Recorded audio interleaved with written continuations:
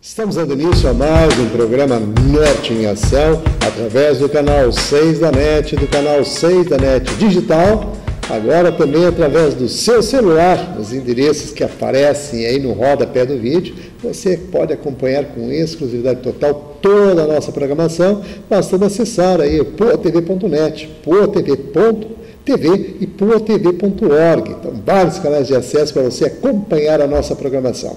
Quero aproveitar e deixar aí no rodapé do vídeo nosso telefone, nossos e-mails, para você começar a interagir, encaminhar aí sugestões de pauta para o programa, perguntas para o quadro Alô Doutor, questões para o pedido de providência e também a sua participação dentro da ação solidária, da ação empresarial e do quadro Educação. O telefone, como está no rodapé do vídeo, é o 30 23 47 25, DDD 51 aqui de Porto Alegre, e nossos e-mails, alodoutor@ig.com.br e o tradicional zonanorte@pop.com.br.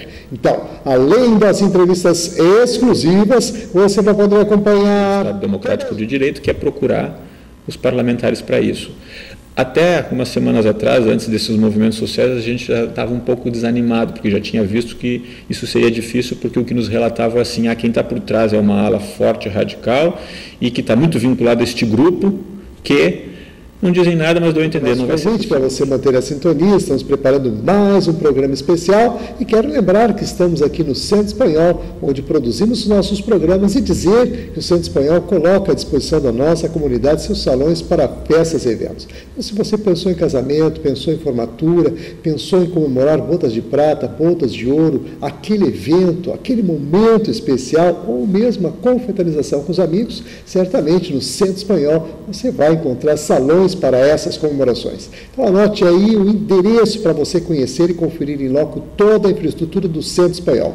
Travessa Sul, número 102, esquina com a Rua Portugal, no bairro Higienópolis, aqui em Porto Alegre. E o telefone para você fazer contato com a secretaria é o 3342-5990, DDD 51, aqui de Porto Alegre. Então, continue ligado que no Centro Só a gente volta. Na vida, algumas vezes acontecem coisas inesperadas.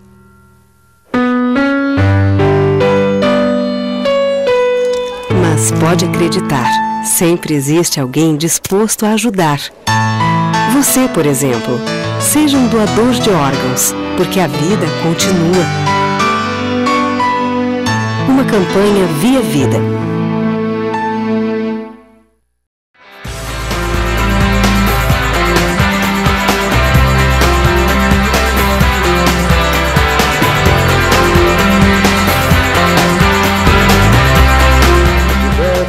Um programa Norte em Ação, agora o nosso quadro Entrevistas Especiais, e com a grande satisfação estamos recebendo hoje o senhor Edgar Serrano, presidente do Sindicato das Empresas de Informática do Estado do Rio Grande do Sul, das famosas TIs, né? Falar sobre tecnologia da informação hoje e, claro, também sobre a proposta patronal desse sindicato, o trabalho que vem desenvolvendo aí para toda a sua classe. Tudo bom? Tudo bom, César, como vai?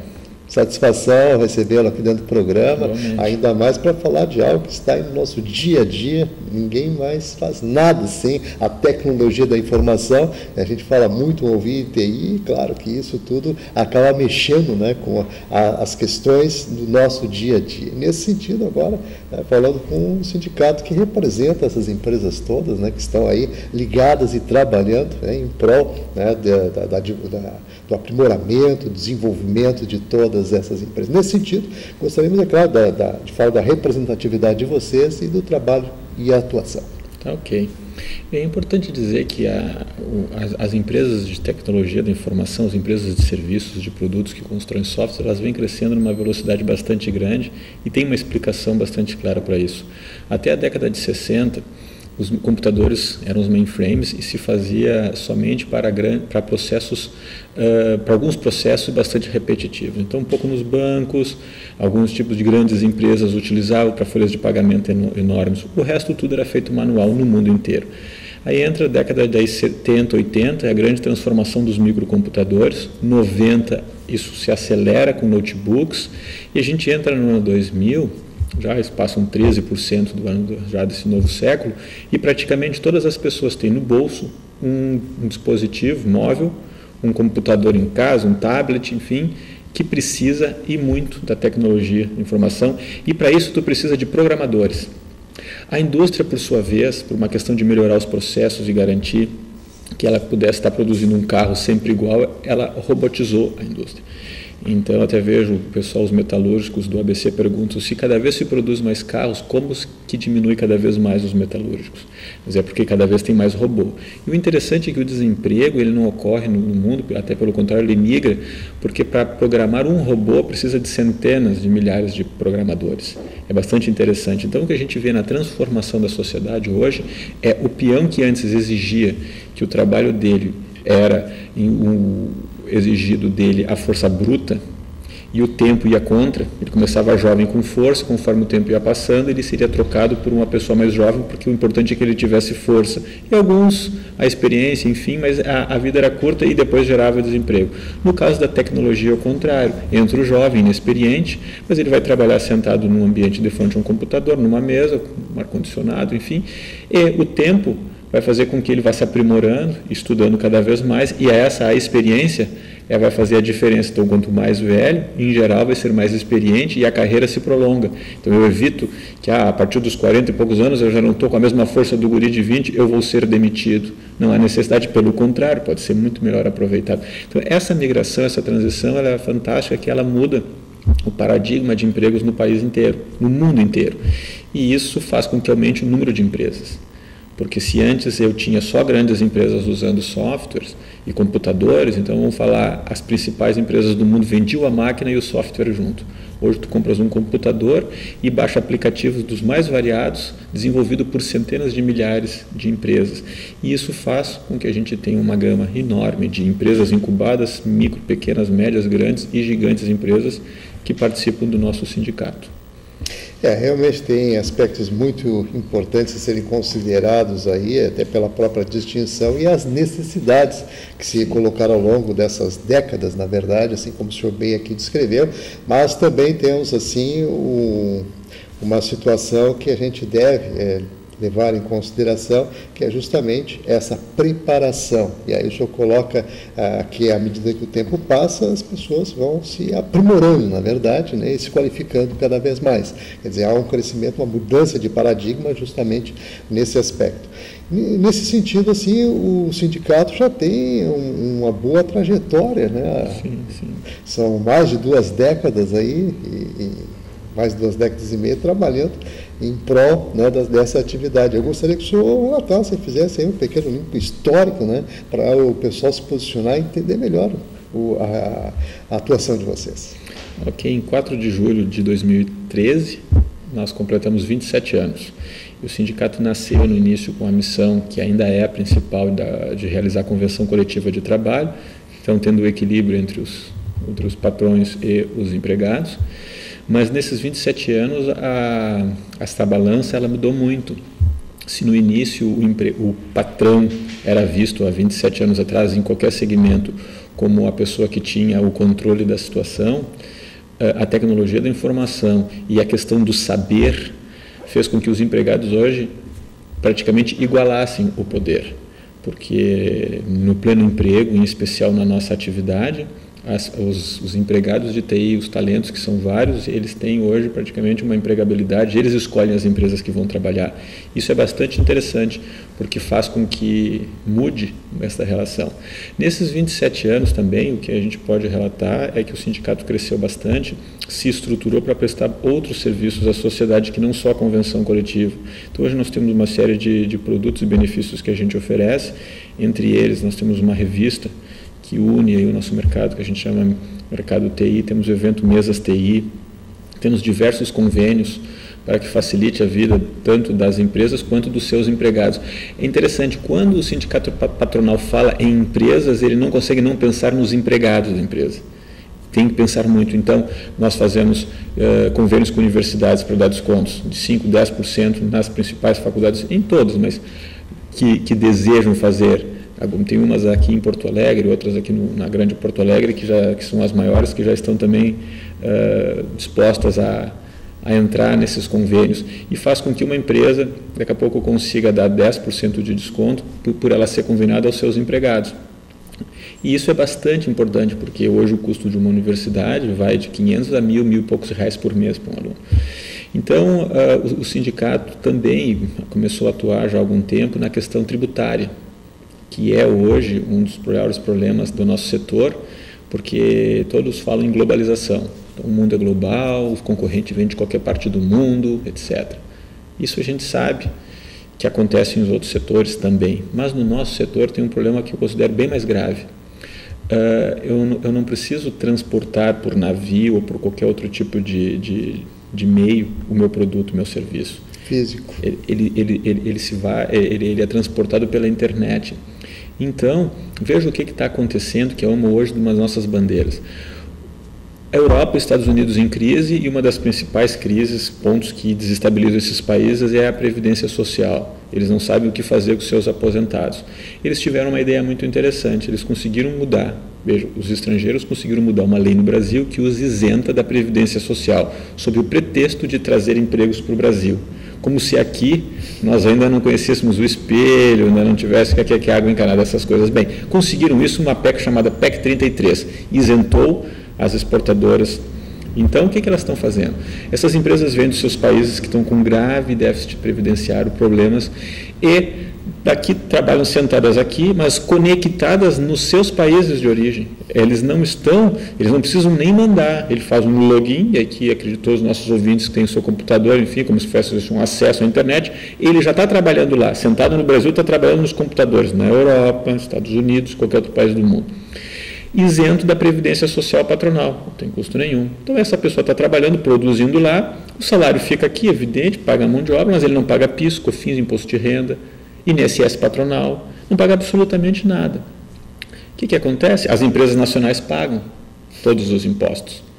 E isso faz com que a gente precise que o nosso setor, que paga 2% da receita bruta com a desoneração, poderia pagar 1%. E o governo já ameaça dizendo assim, olha, na TI está muito difícil, vocês têm um déficit grande, a gente está tendo que colocar dinheiro, mas se pensasse no todo, por que estas estão sendo isentas de tudo? E hoje, a funcionária de uma multinacional que fica grávida, quem paga o auxílio maternidade? As empresas nacionais, porque a empresa dela não contribuiu. E esses países resolveram um problema, falta mão de obra de TI em todo o mundo, então faltam para eles também, eles dizem que vão trazer emprego para o Brasil, não é porque eles também não estão encontrando, e deixam o custo de aposentadoria para o Brasil. E isso foi que nós fomos reclamar no início do mês de junho, quando fomos a Brasília e conversamos com senadores, 4 senadores, 10 deputados federais, 1 ministro, e mostramos isso.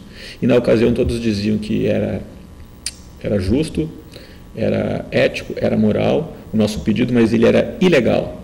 Mas como ilegal? Queria isonomia, todos pagariam iguais. Mas é que se fez uma PEC 33, mudou-se a Constituição, e a Constituição agora diz que estas empresas são isentas. Então, ela é legal, pode ser imoral, antiético, mas é legal.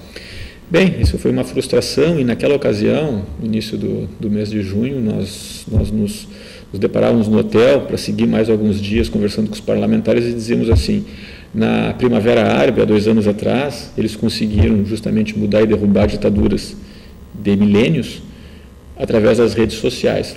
Dá o acaso, uma semana depois começa tudo isso que a gente está vendo, e a gente vê, né, a PEC 37 não foi aprovada em relação ao Ministério Público, e os royalties do petróleo ficou definido então 75% para a educação e 25% para a saúde.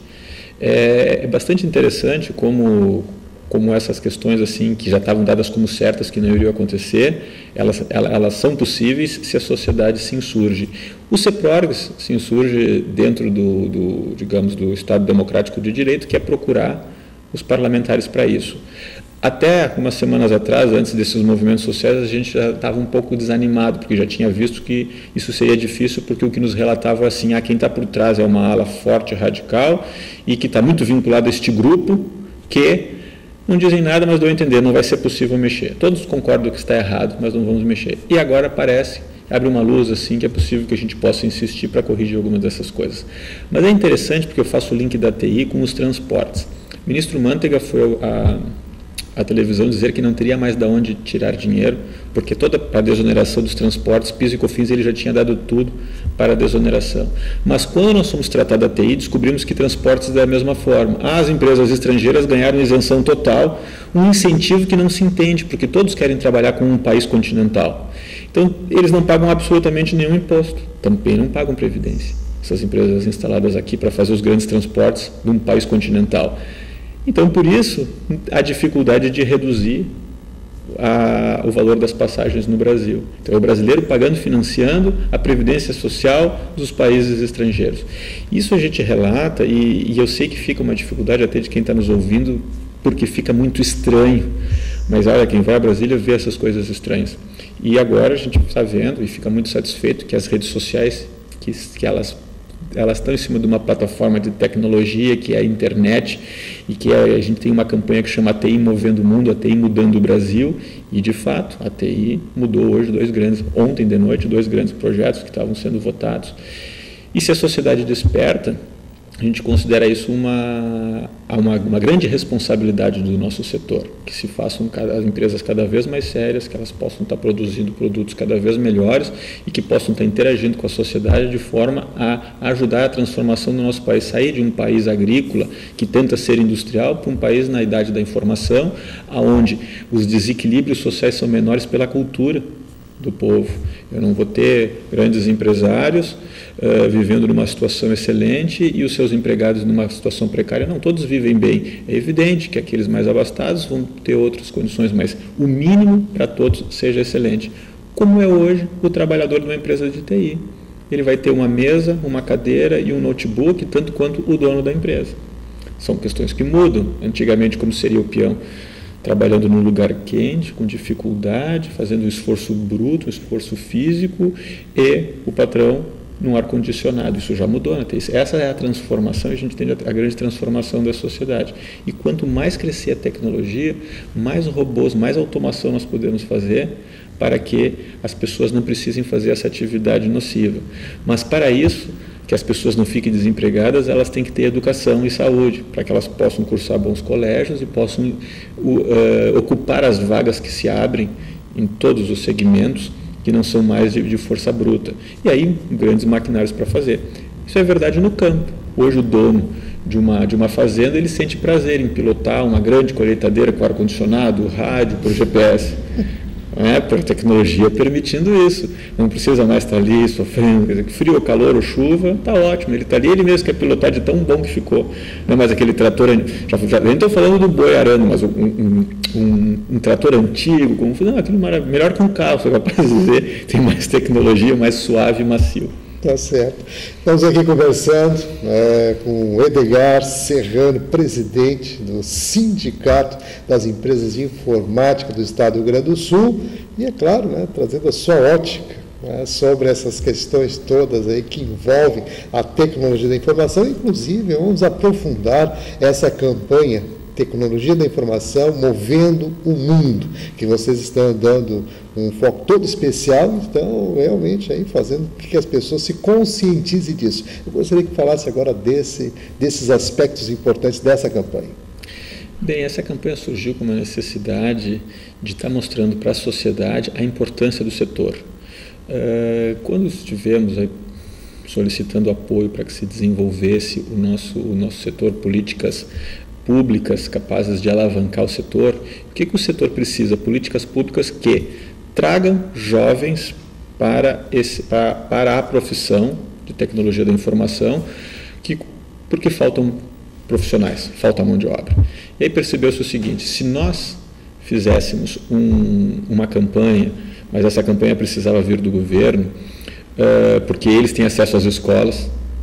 Então hoje o que a gente percebe é o seguinte: se tu quiseres fazer uma campanha para incentivar os alunos a fazer os cursos do SENAC e do SENAI, que são cursos gratuitos, se não me engano, em 2012, algo em torno de 130 milhões de reais disponíveis para cursos gratuitos, nós temos tido assim, não, mas isso não é o momento, isso vai atrapalhar o jovem, enfim. Então, eu pensava assim, não, no horário do recreio,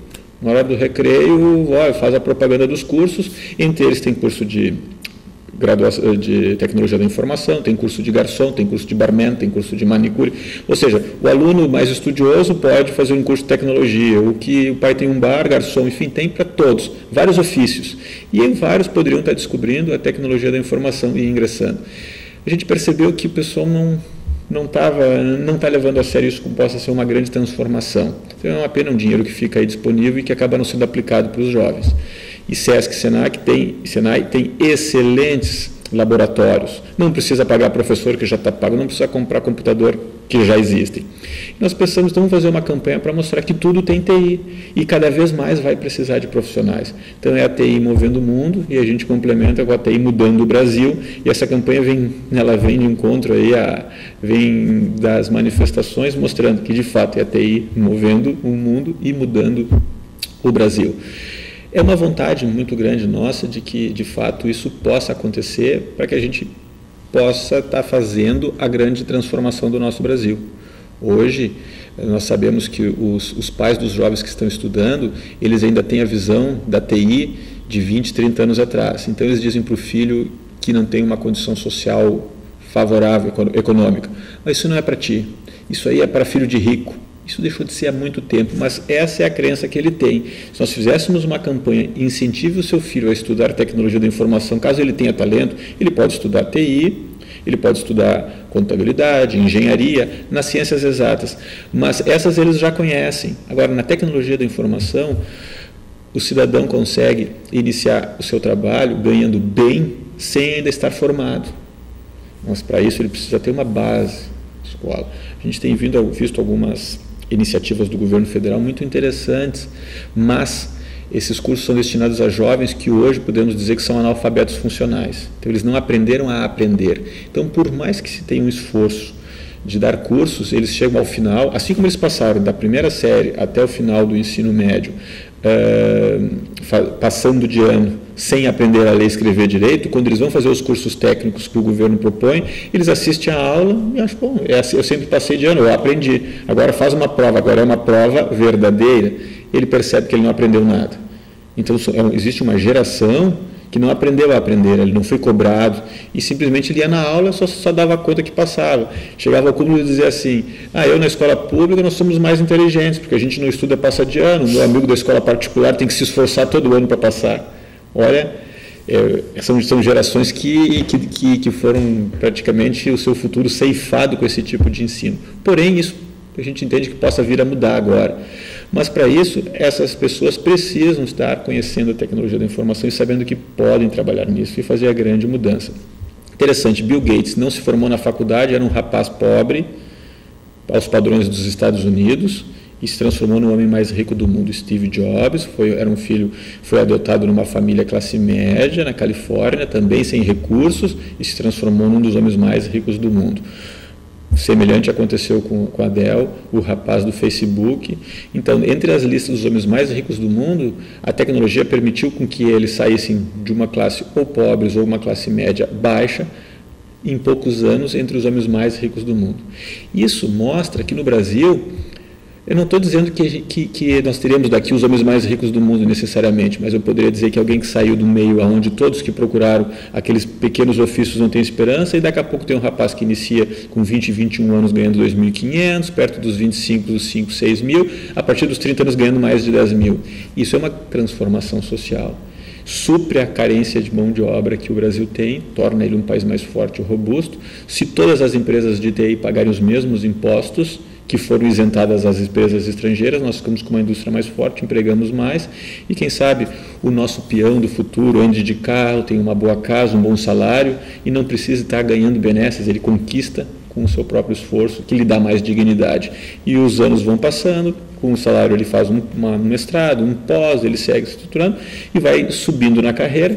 É uma carreira que tu pode seguir, a carreira gerencial, ou como a gente chama, a carreira Y, e o técnico pode se aprimorando, e ele também tem promoção por isso, dá futuro para as pessoas. Muito interessante realmente aqui uma colocação que faz refletir muito sobre os aspectos educacionais, inclusive, E que bom que essa campanha aí venha, né, motivar e suscitar o interesse, né, das pessoas nesse sentido, em especial dos jovens, assim como o senhor bem aqui colocou.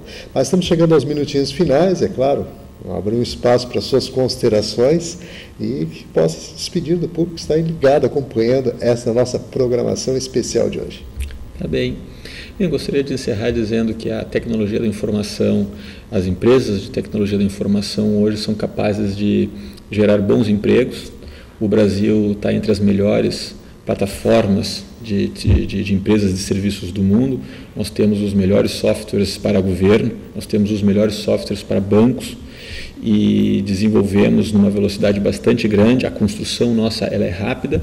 E isso tudo aconteceu em função das boas universidades que nós temos, porque isso é um grande abismo, né? Aqueles que conseguem fazer um bom estudo, porque o Brasil ainda permite, esses se cria um padrão mundial. Um bom profissional de TI no Brasil, ele é capaz de trabalhar em qualquer lugar do mundo e é muito bem requisitado. Então, se nós conseguirmos fazer esses ajustes estruturais, e que me parece que agora dinheiro vai ter, com os royalties do petróleo, do pré-sal, será possível, em pouco tempo, nós fazermos essa grande transformação. E as empresas crescendo, cresce o PIB do país, cresce a riqueza, e a gente entende que a transformação social do homem do campo, do homem do trabalho braçal para o homem do trabalho intelectual, que é o que se exige no século XXI, possa estar sendo uma boa parte dela contemplada pelas empresas de serviços de TI. Muito bom. Vamos agradecer aqui a participação de Edgar Serrano, presidente do Sindicato das Empresas de Informática do Estado do Rio Grande do Sul.